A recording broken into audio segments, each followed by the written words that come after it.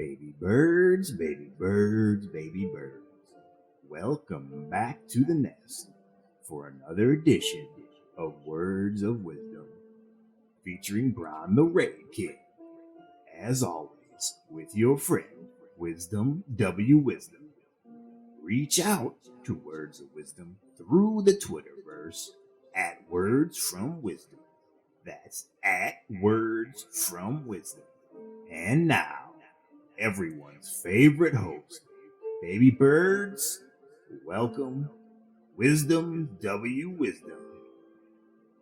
Baby birds, baby birds, baby birds, welcome back to the nest here on Words of Wisdom, featuring Ron the Raid King, the man, the myth, the legend, will be joining us here on the Team C&D phone line in just a quick minute. And don't forget to like and subscribe on YouTube. Just go ahead and search Team C&D. At Words from Wisdom in the Twitterverse. That's at Words from Wisdom. Stay in our mentions, stay in our DMs, be a part of the show, and stay in the grab bag. Words of Wisdom at teamcnd.com. That's Words of Wisdom at teamcnd.com.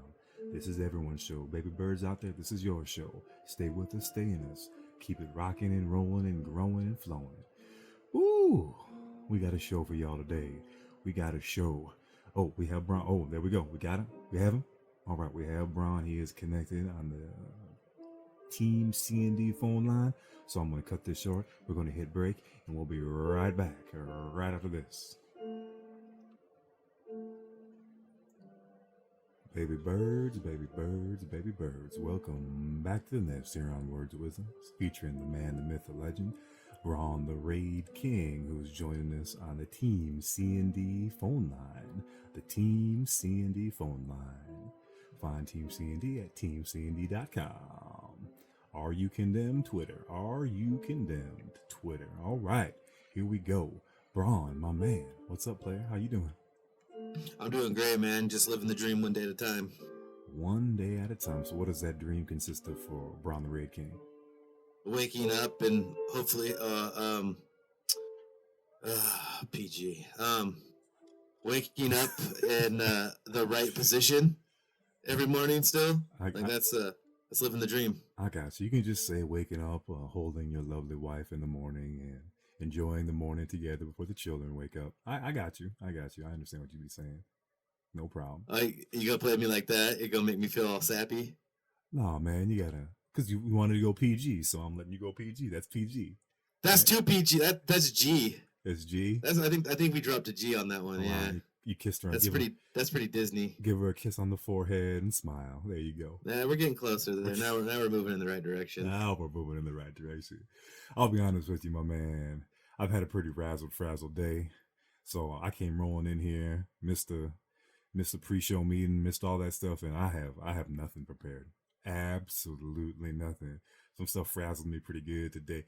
And by the way, I've never said the word frazzle in my life, and I said it 3 times already. So when I'm saying frazzled, you know things are getting wild. You ever heard me say frazzled before?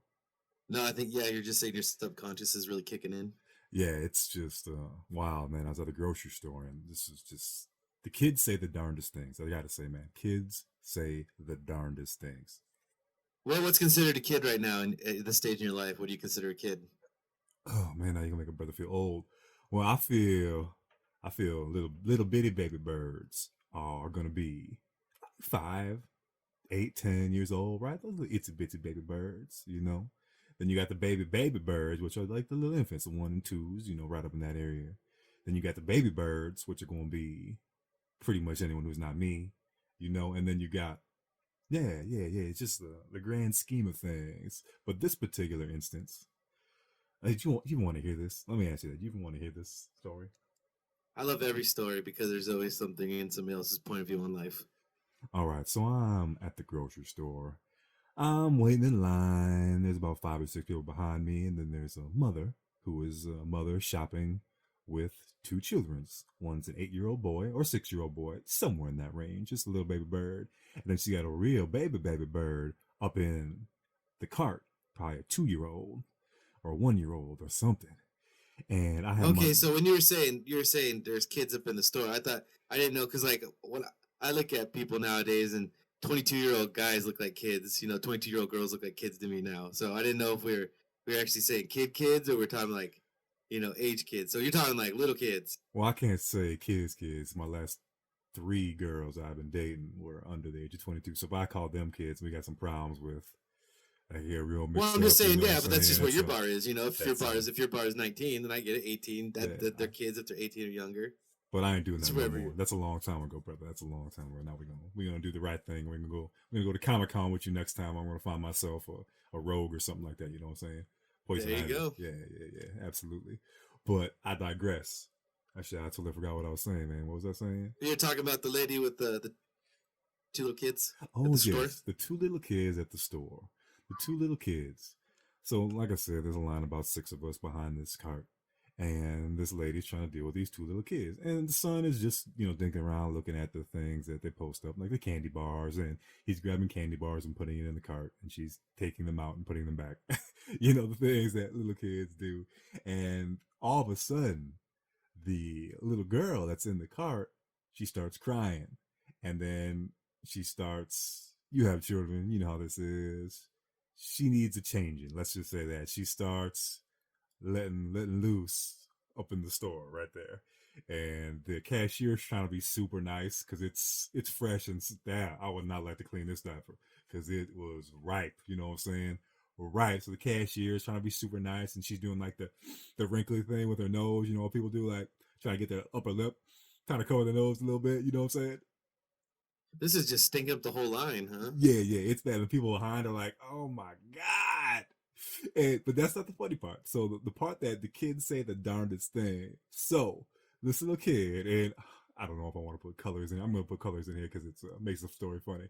So the mama and the little kids, they're white folk, a white family, a very nice, like Midwestern white family. And the little kid is looking around. He's sniffing, wrinkling his nose back and forth, sniffing, turning in a whole circle. And he's like, eh. He turns around. He's sniffing. He looks right at me. He looks up at me, yanks on my coat, and says, "You stink." And I'm like, "What? What's that, little man? What's that, baby bird?" He's like, "You stink." And I said, I'm laughing a little bit. And I say, "Oh, little man, baby bird, I think that's the baby bird, your little sister right there. I think your mama's going to need to change him soon. Or maybe if you're a big boy, if you're going to be a big baby bird, you can help change." And he looks at his mom and then looks at his little sister, ruffles his nose, shakes his head, looks back at me, starts sniffing at me again, and rolling his eyes. And I'm waiting for his mother to say something at this point, right? Because the kid is honestly thinking that a brother smells like Padoodle. Smells like... he's acting like you pasted the whole line. Correct. He still thinks this because he's still looking at me with those eyes of disgust. And his mom just looks at me and smiles. And I'm like, "Girl, are you going to correct this?" Because I hate to say this. I don't want to bring race up into this, but this little kid is going to go around thinking that black people smell bad, dude. Like, this little kid is going to go around thinking that every brother... Maybe this thinks people in jackets smell bad. Yeah, he could. That's true. We don't have to put color on that, but I don't know, man. The Midwest, there ain't a lot of black folk right there in this little town I'm in for the quick minute, in the suburb that I'm in. So, yeah, it's not like I'm in Minneapolis at this very, very second. Right. So, yeah. This kid could be scarred for life because his mama refused to correct that, yes, darling, that is baby bird, and she needs a changing. But it was... I don't know how she couldn't overhear it, though, if it was all going down right there. Oh, so she looked at me and smiled. She knows the whole conversation. She was probably embarrassed, too, because the people in back of me were talking about how bad it was smelling. So, and this kid was bothering me, like, so much with his disgust look up me. I'm like, I'm just gonna go to the line over here because one thing, I don't want to smell what I'm smelling, and next thing, I ain't gonna just deal with this little kid thinking all black people smell bad. So I'm just gonna roll over the line, and when I'm walking away, he steps out, looks around the corner watching me go, and just shakes his head. So he's still fixated on it's you. Oh yeah, that's what I'm saying, man. So I'm like, I was hoping that me walking away would... because the smell is going to stay there, obviously, because it's his little sister that blew her panties off, you know what I'm saying? So that was probably the poor choice of words. Let's go ahead and just retract The that. baby blew her panties Yeah, off. let's go ahead and read. Blew up that diaper. Is what you meant. Yeah, blew up that diaper. As you can see, ladies and gentlemen, boys and girls, baby birds of all ages, that Wisdom W Wisdom is not normally around children that do that type of thing. I have no children personally. I do love kids, but I love more the 5, 6, 7, 8-year-olds. I don't dig the diaper age. I'm not all about that. So nothing's wrong with that, though. Of course, you have to go through that in life. I realized that I was one of those kids at one point, and I'm sure. Just say it, man. You just like the little buggers. I get it. I'm a parent. I get it at times. No worries. Oh man, but gotta own it. Just own it. Yeah. So I was trying to say that I needed to. I just wanted to get this kid's mind right. That me walking away, I want to try to. That's that he'll figure out that it's his little sister, right, and not me, people in coats, or hence be old black people smell funny. You know what I'm saying? So I'm trying to get that. So hopefully, me leaving that line and him sitting by his sister, he probably thought the person behind him, man, was the culprit, staring at that dude up and down. He'll just place blame on the next person in line that steps forward. Yeah. So that was a unique situation, and that's what got me frazzled, man. I just couldn't concentrate on show topics. I couldn't concentrate on nothing. It's just on my mind. You just kept picturing this little boy's frumpy little face. Yeah, he's just staring at me. I'm gonna close my eyes to sleep tonight. I'm gonna see this kid hanging over me, just staring at me. All that kind of jazz. So, oh man, I don't know what's gonna do. I'm probably have nightmares tonight, man. Probably have nightmares. You're gonna develop some like innate subconscious phobia where now when you see a little kid, you're just gonna assume that they think you smell like poopy. Those little bastards. And our brother, I pride myself on cleanliness, man. Right, like cleanliness next to godliness. You got to be clean. You got to be. Oh, don't let this kid dictate your life. This is a little kid. No. I'm just saying. Don't feel like you're not clean because some little kid smelled his sister's drawers and thought it was you. You're still solid. You're good. You know what I'll do? I'll just next time I see my therapist, I'll just hit her up and we'll just talk about. We'll talk it out. You know what I'm saying? We will talk it out. This little kid haunting my dreams, telling brother that he's still. Yeah, that's what it is. Bring it up as if it's a dream and see how she reads that dream. Right. What do you think this dream means, huh? What is it? It's like every other night you're having the same dream. The store changes, but the kid's still the same. Just see what she comes up with. Yes, and yes, baby birds, Wisdom W Wisdom does see a therapist every once in a while, just like everyone should. Holler up. Mental health is just as important as physical health. And remember, I almost died 3 times in the last 5 years, so I had a little thing that I need to holler about. So, but even if you haven't had such a traumatic experience like such as me, right, with medical issues and all that jazz, y'all should let it out. Don't let it just sit inside your stomach. You're seeing all these athletes come out. You're seeing Kevin Love. You're seeing with DeMar Rosen. And then you're seeing Brandon Marshall came out a long time ago about that jazz. It's just, hey, people have panic attacks. People have little things like that. Anxiety is a real deal. That thing, right? People try to hide it from each other. People try to hide it.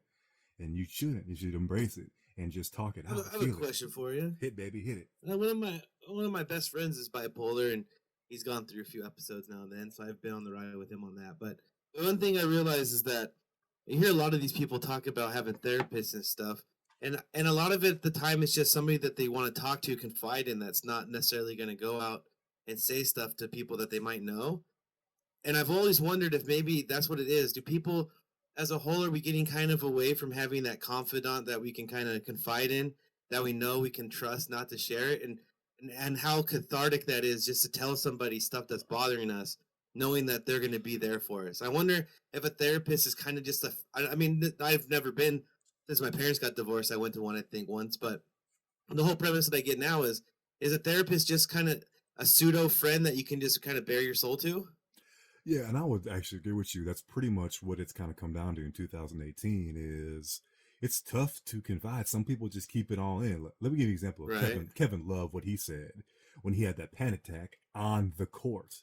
And it was a day that he had to leave. He literally left during the third quarter of a game because he was having a panic attack. And for those of you that don't know what a panic attack is, we have a lot of movie listeners up in here. I want you to watch Iron Man 3. Iron Man 3 after the Avengers movie, when Tony Stark got sucked up into outer space and he detonated a nuclear explosion up there, right, and was falling back to Earth. Well, he has panic attacks because of that. So he literally would feel like he is having a heart attack, feeling like he's about to pass out. You get cold sweats. You feel like you have a fever. You feel nauseous. You feel like you're going to pass out. Some people do actually pass out. Your heart starts beating like an insane amount. A panic attack can lead to an actual heart attack, especially if you are not physically fit or you are unhealthy in some manners. But that's what Tony Stark was doing. He's falling over, he's collapsing, and he doesn't know why it's happening for the quick minute. Then he finds out it's panic attacks, right? That's what Kevin Love went through, an athlete. He wrote an article on the Players Tribune about it, which is a big deal. I was having panic attacks when I was thought I was dying because my body was in such shock from muscle decay and all sorts of other jazz that was going on with the stuff that was wrong with me, that I would my body would just start freaking out and do weird things. Like parts of my body would go numb and I would freak out. Then my body would freak out and then my mind would freak out, right? And then when your mind starts freaking out like that, that's when the panic attacks start hitting you. And the panic attacks are always mistaken for heart issues, fainting issues, that kind of stuff. So you need, if you go to ER for something of that related, the doctors don't always say it's a panic attack or whatever that it is. They will just say they don't know what did it. So if you have had that happen multiple times, or you feel that kind of happen when you're just chilling at home sometimes, if you think the world's coming in at you a little bit and you get extremely anxious, your body starts feeling strange, you start getting cold sweats, that kind of stuff, you're probably getting to the start of a panic attack, right? You should talk to your doctor about that, your normal doctor, about those types of things. So absolutely, that's what happened with me, man. And my normal doctor hooked me up with told me to hit up a therapist and that kind of thing. Because I used to be the cat where everyone would confide into them. So I was the one that everyone talked to me about, but I never talked to any of them about. The only person that ever talked about me was my fiance, I should say ex-fiance, my best friend. I would holler at her and talk to her about some things, right? But I don't really have that with her any longer, at least not where I feel comfortable to pop all these things off to her. You know what I'm saying?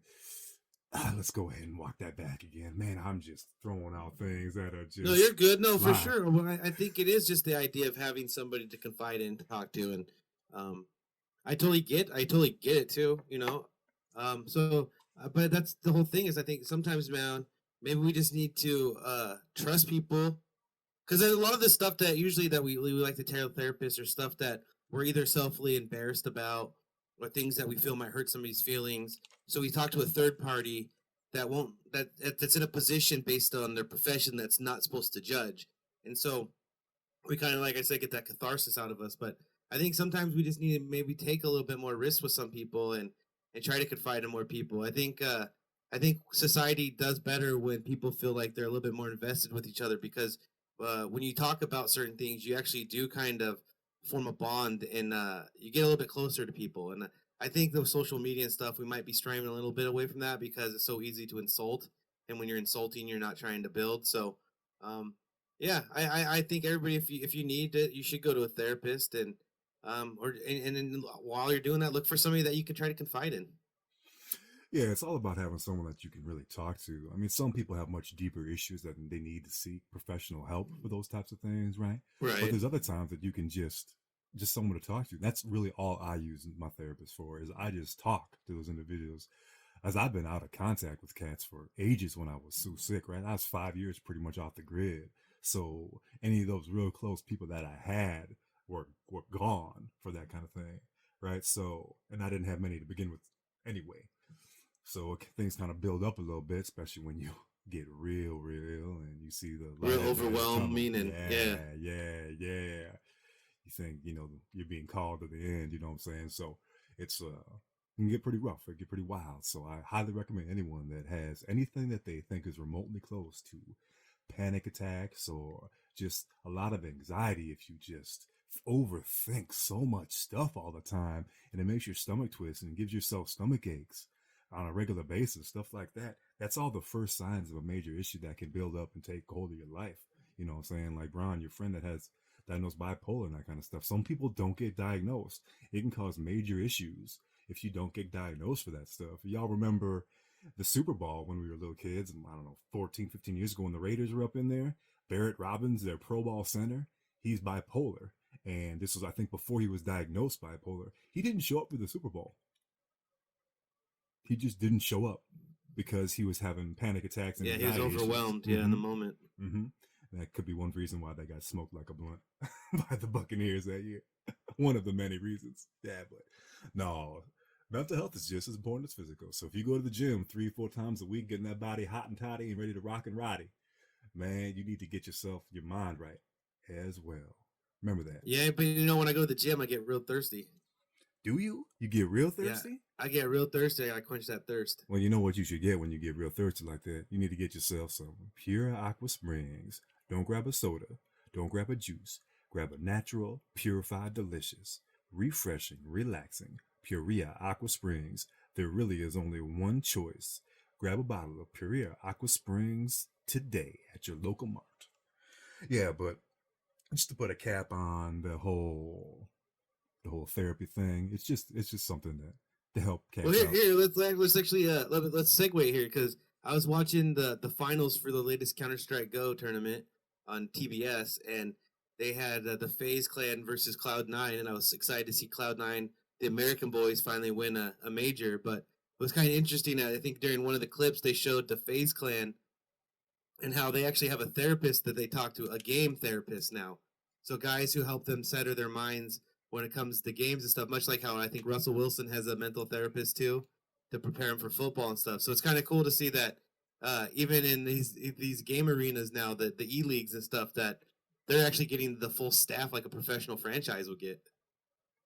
Yeah, it's pretty amazing what's coming because you have heard about that's a great point because you have heard about these teams having psychologists, psychiatrists that come along with the team that are for just pretty much for those cats to speak to talk to let some things out, and then also to help focus them in the proper mindset. And that's what the game therapists are.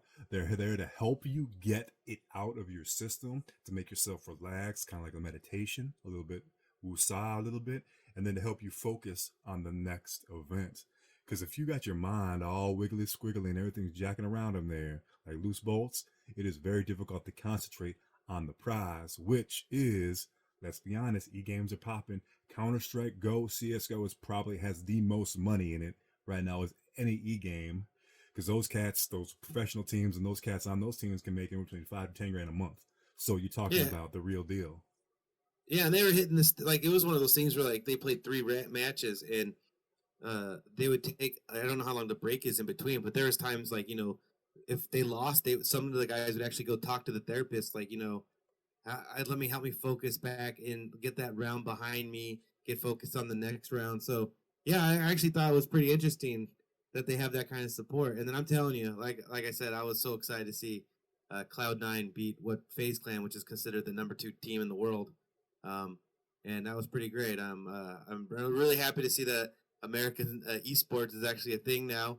You know, Cloud9's kind of been around for a long time, and they've always been in some of the tournaments, the later stages. But to win a first major speaks good for America. It's no longer European and South Korean dominance.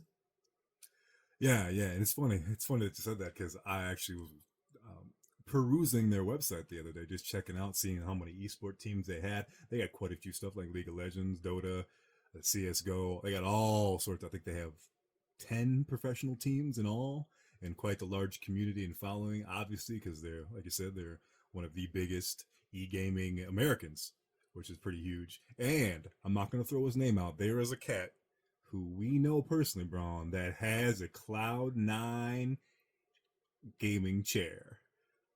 I will not name him. He is at a Cloud9 gaming chair. And do you have to order those, or do you like get those from being part of it? Like, is it? I don't he's not part of it. He's not part of them. He's not part of them. He just, I guess, is a big fanboy and has one of their gaming chairs. So that's cool.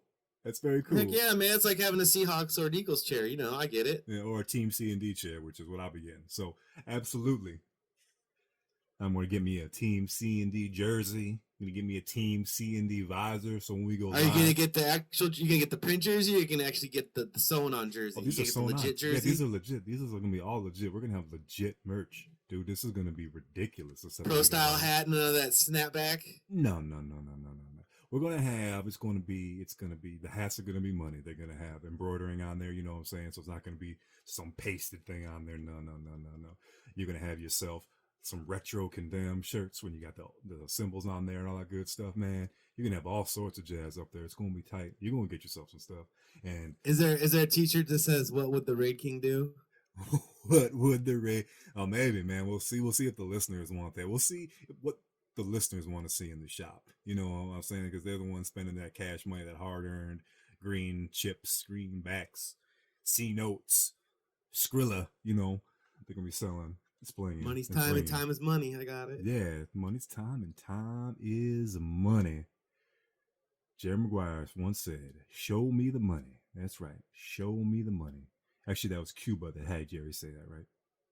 Yeah, and at the end he said, "Congratulations, you're still my agent." Well, that's not all he said. You can go finish what he said before that. I don't remember. To be honestly fair, conveniently, I wish you don't remember. No, I remember. What he I remember said. it going like, all you gotta do is say, "Show me the money." Yeah, and then I believe Tom Cruise goes, "Show me money." He goes, "Nah, something along the lines of, nah, Jerry, I can't hear you. You gotta say it louder." And he goes louder, and he goes something about, I think his family's there. Kugus, and he says something about his family's there, and you gotta sell everybody on it. And that's when he really screams it. And then I thought he just says, "Congratulations, you're still my agent." I honestly thought, isn't that what he says? I think that's how it ends, right? it sounds like then you have then he hangs a up the little. phone. You have a filter going on in your brain that refuses you to say the most important words. I'm looking of it that up thing now out because there. I'm honestly confused. I thought I knew that.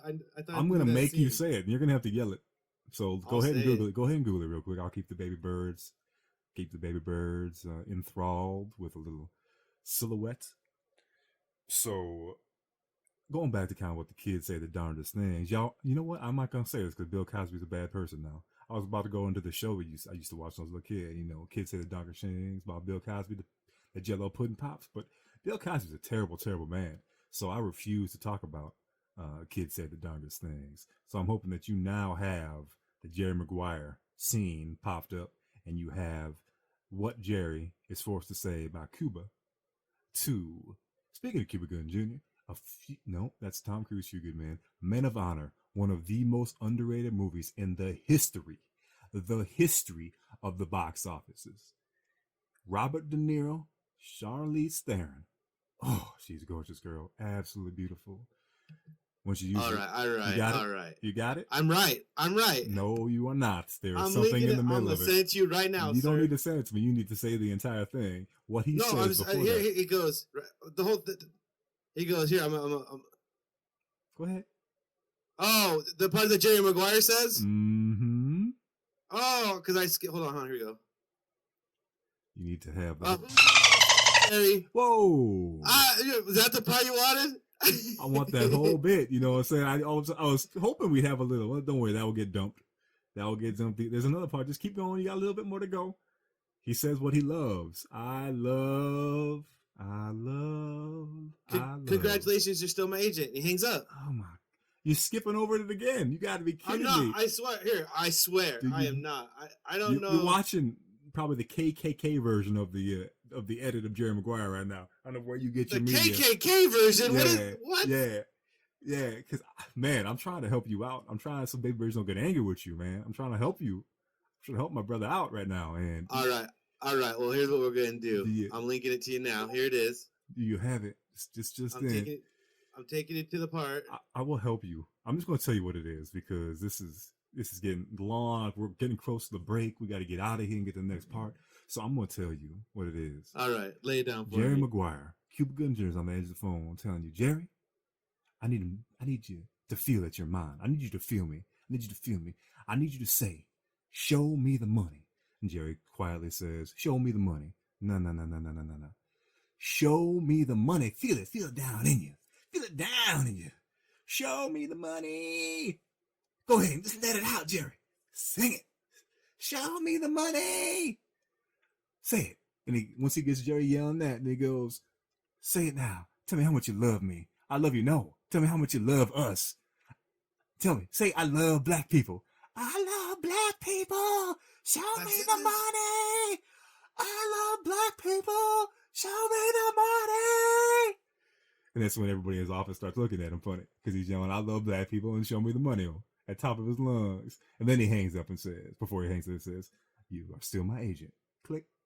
That is what that scene is. I have to play it back then You're because gonna I have to, watched man. off and on, but I got to the very end. I watched the whole last part of it, so I'm not afraid to say that. It seemed like you were, babe, but that's all right. So we'll just go ahead and. No, I was trying to be factual. Like I'm basing it off of what I remember, and I said after Jerry Maguire screams, "Show me the money," he goes, "Congratulations, you're still my agent." It's just, that was my whole beginning. That my whole premise. Isn't it funny how two of us can watch the same movie and see the same? It doesn't have to be a movie. I just watched it again. I watched the whole scene just now. I watched it like 3 or 4 times trying to find this. So if we are witnesses to a murder, this is why eyewitnesses are very questionable, because you could have 5 people literally 25 feet away watching a murder occur. All 5 of those people will see a different happening, even though they all saw it live. You and I both seen Jerry Maguire multiple times. I see the truth. You see. No, but the difference is I just watched the murder recording of it, and you're still remembering off of your memory of when you saw it, and I just replayed the murder again and again and again on actual captured video, and I'm telling you, I can't find this Sasquatch. I can't find this missing footage where at the end he yells at. He might have said it at some point in the dialogue, but what I was getting at is that it's just at the end he just says it. He just says, he yells, "Show me the money," and the Cuba Jr. says, "Congratulations, you're still my agent," right? You'll probably listen to the short version. There's the whole scene is 2 minutes. No, because there's the edited seconds. version, the save clean version that was right below this one, and I took the one that was longer above it. You still look. I linked it to you. You have to. Here's what we'll do: check it out, and then maybe after the break, we'll discuss it. All right, baby birds. Don't forget to like and subscribe on YouTube. Just search Team CND. Find us in the Twitterverse at Words from Wisdom. That's right, at Words from Wisdom. Stay in our DM, stay in our action, stay a part of the show. This is our show, baby birds, not just this show. This is every baby birds out there. And Words of Wisdom at teamcnd.com. Words of Wisdom at teamcnd.com. That's how you stay a part of the show. Drop onto our grab bag. Words of Wisdom grab bag. You have all sorts of goodies. And we will be back right after this. It's time for your information update. Most people aren't aware of where the term graveyard shift came from. Ron, do you know where the term graveyard shift came from? Well, if I'm just going to base it off of the name, I'm going to assume it's people who had to watch the graveyard because people are trying to undig the bodies.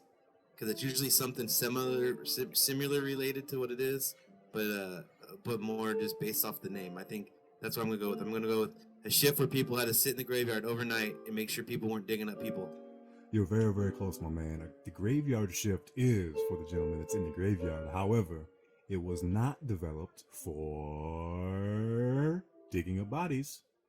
Well, I shouldn't say that. It is developed for digging up bodies, but not the way you're thinking. You're thinking of robbing. Oh, they would do it in the middle of the night so people wouldn't get all freaked out during the day if they're trying to dig up your loved ones. Nope. Oh, okay. So what they did with these particular comments, that's the graveyard shift, is they would put a bell they would put a bell up, and they would put a string or a rope through the ground into the coffin, because at this particular time in the 1600s, 1700s, they were burying people alive accidentally because they couldn't tell if people that were dead were actually dead. They had many occasions where they were burying the living. So what they would do is, and at nighttime you could actually hear, because the city would be quiet, you can hear the bell being pulled from inside the coffin, and if they heard it, they would dig it up. I don't know what's more terrifying, wake up in the coffin or being the guy who's on the 6th hour of an 8-hour graveyard shift and all of a sudden that little bell starts ringing. Yeah, well, apparently it was such a problem back then that they had a gentleman and they put a bell inside the coffin. So, yeah, that's pretty wild and crazy. Also, well, I knew they used to exhume bodies and they'd actually see people that had clawed into the roof of the coffins. Yep. And that's also where the term "saved by the bell" came from. Oh, okay. Unfortunately, baby birds out there, especially baby birds mine and Bronze ages and a little bit older, about 10 years older, it was not Tiffany Amber Thiessen. It was not Lark Voorhees. It was not Slater and Zach. I don't know the guys' names. I know the girls' names in real life. Mario Lopez? Come on, you forgot Mario Lopez? Mario Lopez, yeah. I'm sorry. I was paying more attention to Tiffany and Lark, so, and that Elizabeth girl, whatever her name is. But she did a dirty movie, Showgirl, so I'm going to talk about her. Anywho, yeah, that was Saturday morning sitcom cartoon thing that we used to watch every Saturday morning back in the Disney, and that is not where Saved by the Bell came from. It is from the people being buried alive and being brought back by the graveyard shift man, digging them up, bringing them back. Loved ones return to their families. That's got to be a crazy job. That's messed up. I mean, it's probably people that would fall into like few like low stage comas where they'd wake up in the middle of it, or people who went into fever comas. I'd imagine it had to be a lot of stuff like that. Or I'm trying to think because basically you have to have the absence of like alertness, like you wouldn't be able to wake up, and also you'd have to have a really low pulse rate and weak heart pumping of your. I don't know why I'm drawing blanks on the actual words here, but yeah, it's got to be very rare cases that they wouldn't be able to feel your pulse or feel your breath even. I think that's what they would do at one time is they started putting mirrors under people's noses so that if you were still breathing but you appeared to be dead, you'd fog the mirror. Well, I think that's one of the things they used to do to make sure that people weren't actually dead. It was weird because back then, medicine's so new. You could have these ailments that we nowadays know of, but back then they just figured it was some witch or something. Yep, burn them, put them on the stake. All those good things. I guess that must have been after the burning of the witches, because wouldn't they just assume if you're coming back from the dead in the 1600s that you are a witch or a demon or a warlock or something like that?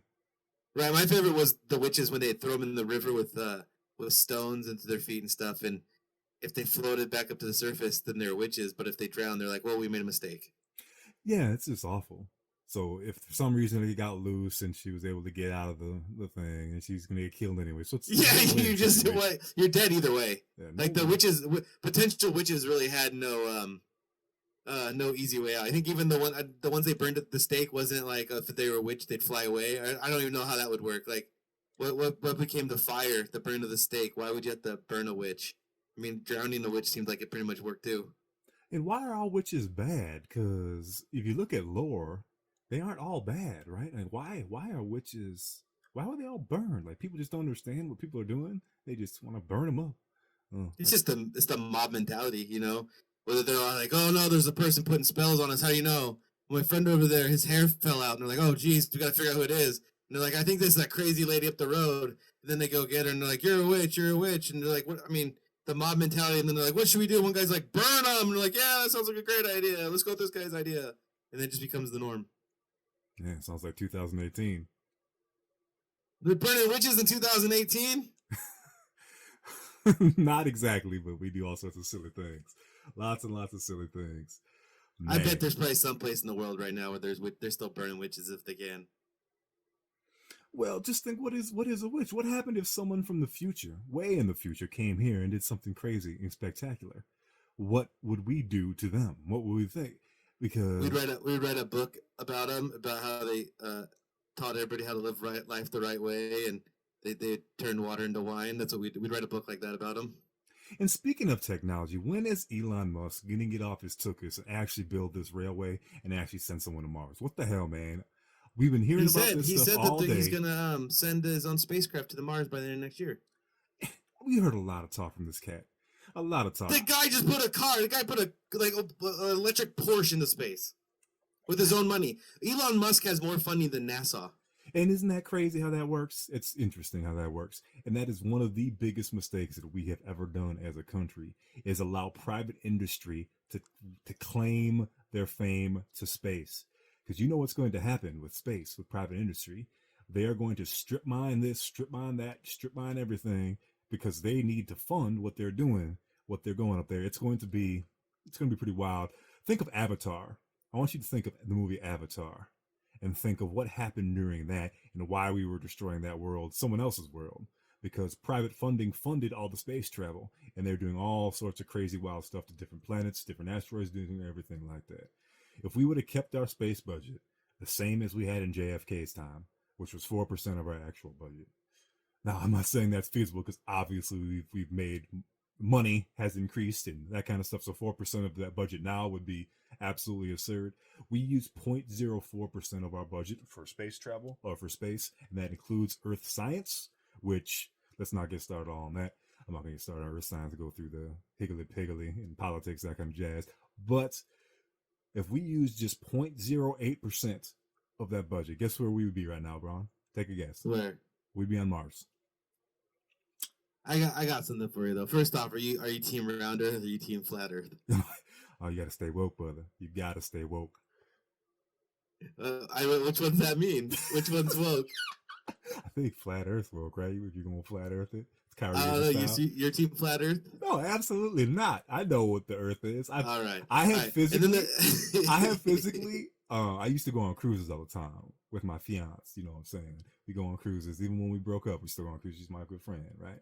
We go on cruises. I have sailed around the world. All right, I have sailed around the entire world. So I didn't run into an edge, nor did I. My compasses get messed up and we get turned around, all that kind of stuff. You know, we sailed around the world. You know what I'm saying? So the I bet Earth you is just not ran flat. to the governments of the world and the border, and they told you to go back They and never turned- speak about it again Yeah. under death threats. Hey, that would be an NDA we had to sign. So if that was All the right, case, so we you already would never broke it know. now. So now we're really in trouble. Oh no, I guess I broke it for you. Whoops. Whoopsies. Yeah.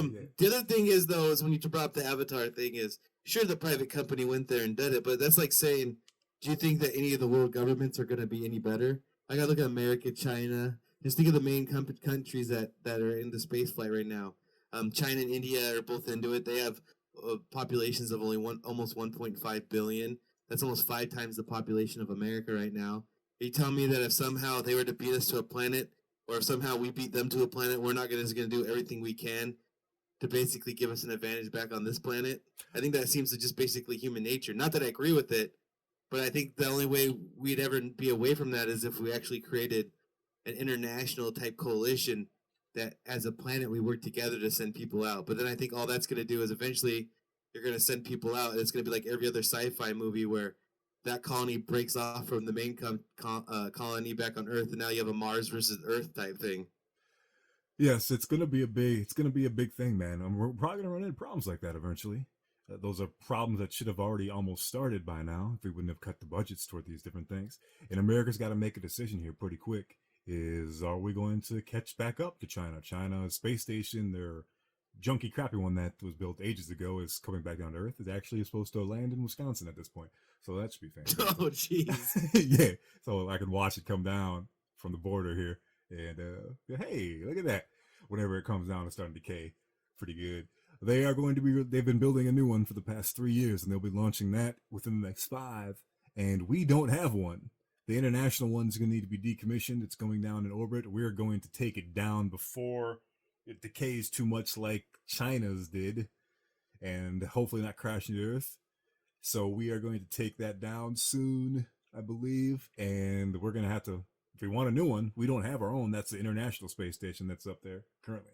We need to... I think space stations are actually, I mean, now that I'm really thinking about it as you're talking about this, I think they're kind of the aircraft carrier or the battleship of its era. If you really think about it, if we're sending people to Mars or to other places or even other ships, the time spent in space between points, you could do all the research in space you need to on the ship itself and send the information back. There's no need to be in circumventual order around the Earth. You know, you don't have to keep going around the Earth to do this research now. You could do it out into space and still send it back. So I think it's almost like the idea of a space station right now, unless you're using it for weapons or a platform to go farther into space. I think right now it's kind of like the battleship. I think it might be behind its own time. Oh, absolutely. And like I said, if we would have consisted with the same type of budget that we had when we were doing the JFK thing, because why did we do the JFK stuff? We were racing the Russians, right? I shouldn't say Russians. Yeah, there was a national goal to beat communism, aka the Russians at the time. Yeah, and that brought us all together. They overcame so many issues and so many problems that they had to overcome to get out of Earth's atmosphere, to land on the moon, which has very little atmosphere, and to come back to Earth, to rejoin into Earth. So difficult to do. And let's be honest, out of that whole process, we were only one. We had one of the first things done. That's it. Just one of the first things done. The other 5 of putting bacteria in Earth, putting a chimpanzee, putting the first satellite, putting all the dog. The dog, yeah, it was all Russia. Russia did everything. Russia crashed the first probe into the moon also. Yeah. But we were just the first manned travel to the moon. That was it. That's all that we were first at. But when you think about it, that's pretty much the biggest one. Yes, that was the biggest one. But and for all those people out there that say we didn't do it was on a soundstage, at this point, Russia or China would come out and call us liars. Oh yeah, oh yeah, absolutely. And Budge Aldridge would kick you in the junk. You ever said that to him? Oh man, you tell that guy he didn't go to space. He's gonna murder you. He's gonna punch you straight out. Oh man, but like Billy Bob Thornton said in Armageddon, Mr. President, our budget only allows us to watch 4% of the sky. And pardon my language, but it's a big ass sky.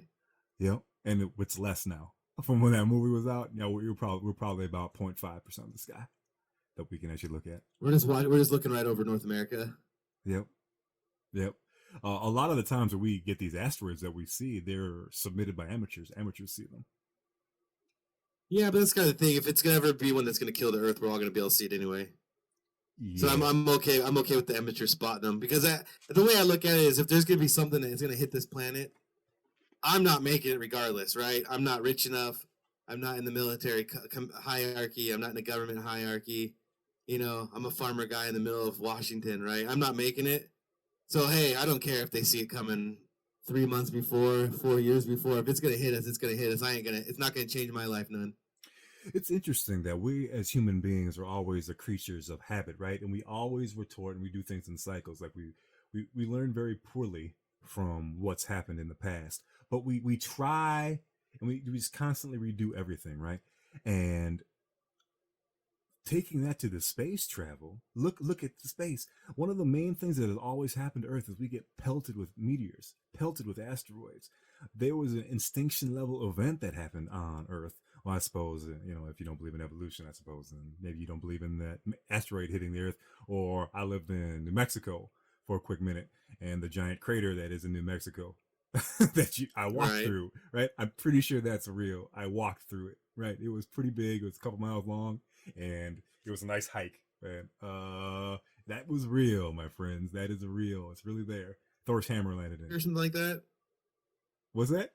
Is that the Beringer crater or anything like that? Is that what it is? I can't remember the name. There's one in Arizona, and there's a giant one in New Mexico, and that's where Thor's hammer was found in the movies. Oh, that makes sense. Yeah. So that's cool, right? Now I completely lost track because now I'm just thinking of Marvel and the Marvel movies that are coming out in May. You're talking about the ability to track these asteroids. Yeah. So we know this is happening all the time, but yet we constantly just keep reducing the amount of money that we're trying to do this. There's asteroid defense systems that have been planned and made. They could be made, but we just don't have any money to do this stuff. We should be so far ahead in technology. Solar sails onto the asteroid and fly it away. At this point, right, we're not going to send Bruce Willis and his crew up there. I have a feeling if it's going to hit Earth, all it's going to do is allow those people to have the means just to tunnel deep and hope that it's not going to destroy us all. And I think it's just going to end up destroying us all if it's that big anyway. Yeah. So it's going to happen again, just whether or not it happens in... I'm less scared of the next asteroid. I'm more scared of the fact that Yellowstone Park, which is a giant super volcano, is melting roads and stuff now. Oh, is it really? Yeah, that's more scary because if that thing goes off, well, it might not end the world. It's definitely going to end this country. Huh. So yeah, I right now I think if I had to do my natural disaster fear level, I think super volcano in Yellowstone going off is number one, as far as impacting my life. And then number two would probably be the earthquake that's going to split California off into the water. That'd probably be number two. See, the thing about that, man, I don't know when that's going to happen, but it will eventually because the tectonic plates keep moving. But, man, I got to land in California. I don't want to see that underwater. That would suck. But it might be beachfront right now, not like where we live in Washington. If somehow the water rise and there's tsunamis and stuff, the way we sit up on this hill, beachfront property, baby. Like, maybe in California, it just falls just enough that house just became multi-million-dollar property because it's right on the beach. Speaking of California, Hollywood, and speaking of Bruce Willis, Armageddon, I got a grab bag question for you from Who's Famous 138. Who made bald heads cool? Ooh. Was Churchill bald? No, Churchill wasn't bald. Eisenhower was bald. I'm gonna go Ike. I think Eisenhower is when the bald became big. General, a national hero, president. I think Ike made the bald man legit in this country. You think it goes back that far to make bald legit? Is it gonna be the Bald's president? beautiful. Yeah, I think Eisenhower probably ran on that under when he was running for president. I think he ran under the slogan of "Bald is beautiful." What about the commish, man? Michael Childress. I mean, that's more current though, right? Michael Childress obviously took inspiration from Eisenhower, much like Al Bundy. Al Bundy wanted to go full bald because he loved Eisenhower. His hair wouldn't cooperate. Is that true? I love that show. I used to watch it all the time. He does like Dwight D. Eisenhower. It's the only president he knows by name. He gets in an argument with somebody one time when they're naming presidents, and he just keeps repeating Dwight D. Eisenhower. Yeah, that was a great show. That show built Fox. Fox wouldn't be around without Married with Children. Which is crazy because they could. It's true in this modern age they could never make a new Married with Children the same way. Like that show is so anti-current culture in America. It's ridiculous to me. Oh yeah. We're way too sensitive for a show like that. We could not have. It objectifies women. It's degrading to women and men. The way Al just talks to any woman would just not be tolerated.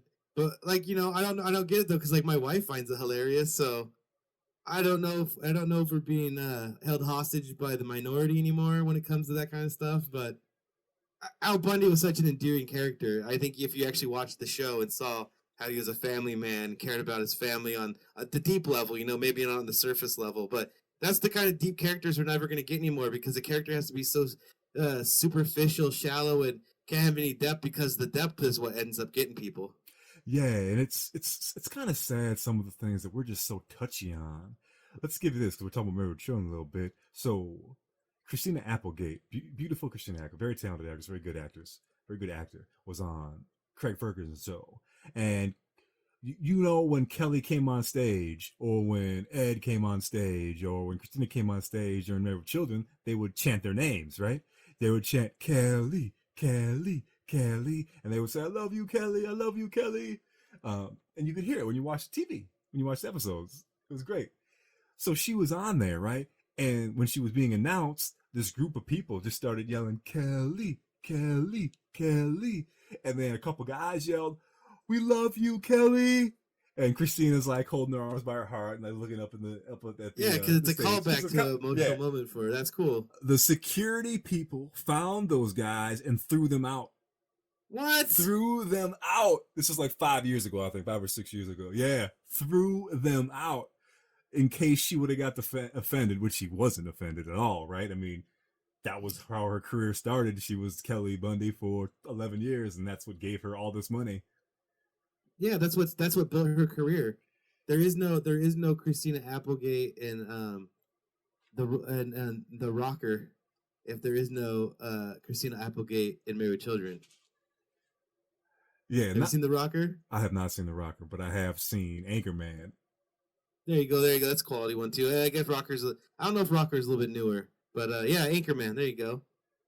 Yeah, it's just unfortunate we're so sensitive. I'm not saying that, yeah, that's a little chauvinistic, I suppose, that kind of stuff, right? But we can't be that sensitive. If we're that sensitive on every subject, it's just getting worse. I don't think there is chauvinism anymore. Comments like that. And show me a woman who doesn't laugh when a man gets kicked in the balls. Right? Come on, like there's nothing a man will ever say to a woman that's gonna hurt as much as being kicked in the balls physically. No, I'm with you on that. But I'm going to tell you this about the bald heads, man. The bald heads. I'm going with like Bruce Willis, Mr. The action hero star Bruce Willis. That's when the heads started to be cool when they're bald, right? Like we started losing his hair during Die Hard, and then after that. I mean, I think that's what made it like. I think the bald head was respected, right? You got Red Foreman from '70s show based on the '70s era, and I think that's all from Ike, right? It was respected, but I think Bruce Willis probably was the one that made it sexy. I can see what you're saying there. If you're trying to say he's the one that made bald hot, then maybe you're right on that one. Yeah, you got Bruce. You got Big Bad Bruce. Who else you got? There's got to be some other than Bruce and Michael Childress. There's got to be other cats there. There's Terry Crews. Right? Terry Crews. Yeah, Terry Crews' brother. Yeah, absolutely. Yeah, he's very popular these days. Bald people. Wow. I mean, I'm sure there's George Costanza. Are you counting that? Because those guys aren't fully bald. They got the unicorn going on, or the They feel bald. In this day and age, you are what you feel like, and if they feel they're bald, I'm gonna go ahead and mark them up as bald. Right? He used to always talk about he's bald. Lane used to call him a short little bald friend. Like, He's bald. If everybody's calling him bald, he has to get a wig because he's bald. Toupee. He's bald. If you had to rate I'm going with my number one bald guy is Bruce Willis. That's my number one. Number one. Who? Bruce Willis. Bruce Willis. Yeah, I'd go with that. See, I want to throw Samuel L. Jackson in there too, but he's not bald. He just goes bald for some roles. Yeah, he's like Peyton Manning bald. Yeah. Like Nick Fury, man, he was money with when he's bald. Yeah, there you go, Nick Fury. There's a bald man there, action star. And I think that's what it is. I think bald's more of an action star thing. Fabio probably doesn't have the same effect if he's bald. Fabio. He should put his hair in a man bun is what he should do. That's going to be in the Smithsonian one day. They'll have Fabio's hair in there, and it will still just make women expletive. I don't know. I couldn't think of a safe word. Is that even true? I mean, because the women really love Fabio's hair. I haven't met him, but I guess they had to, dude. It's the whole package. Come on. He's so regal. He's like a lion, like a male lion coming down to see from the pride. I don't have any comments on that. Right? They always have him on a horseback. He has that mane of a horse. Women love horses, man. I'm telling you, the hair has to play. Right? What was it? It wasn't not Conan, but the other one. Called the Conqueror. Was it Hercules? Remember that Xena the Warrior Princess? Wasn't it Hercules? Was the other guy? Yeah, Kevin Sorbo was in Called the Conqueror. Yeah, he had that long hair, right? Like he was supposed to be Samson. Yeah, he had long hair. It was shoulders. It wasn't Fabio. Fabio's went down to like his middle back. Well, of course, yeah, it was a Fabio. Come on, no man. Yeah. Fabio was probably the only man to get away with it without looking all ratty. Yeah. Hercules. I don't trust no guy with long hair like that. You don't trust the man? I don't know about you. If you have hair down past your shoulders and you're a man, I don't trust you. I had hair to my shoulders. I did. To your shoulders, right? You still do, or you did? I did. I had braids, man, that went down that. Yeah. Would you trust old you? No, I would not trust. Exactly. See, I don't trust no man with hair below his shoulders. That's a man and I used to have all disclosure, I used to have the longest mullet when I was growing up. The pictures of it are ridiculous. I would like to. Don't trust me. I would not trust me either. Can we tweet those out? Let's tweet those out. Oh, I have to digitize them, but man, I'm just saying, hair below the shoulders. If you're a man, that's indicative of a man who doesn't make good decisions. All right, and with that, baby birds, we are out of time today. And tune in next week and check out Words of Wisdom on Twitter, because Braun will be tweeting out mullet pictures of his mullet galore when he was a younger teenage boy, watching TV, Final Fantasy, on his wall-mounted TV because he was rich as hell. Oh, no, I wasn't. That was high school. I didn't have a mullet in high school. I'm talking, I think actually in the photo, I'm playing Larry vs. Bird on Nintendo. Don't forget to like and subscribe at YouTube. On YouTube, search Team CND. Add words from Wisdom in the Twitterverse that you can get Braun's high school prom mullet pictures. And Words of Wisdom at teamcnd.com. My friend, do you have any last words for our baby birds? No, I'm going to go ahead and go put some mane and tail into this hair and make sure my mullet looks regal.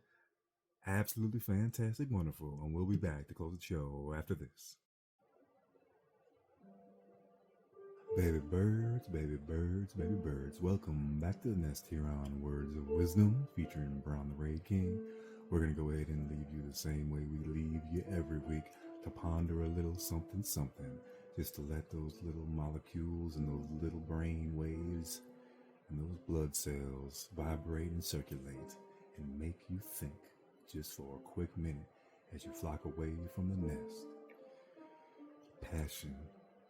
What is passion? Why are we passionate? Who are we passionate for? What makes us passionate?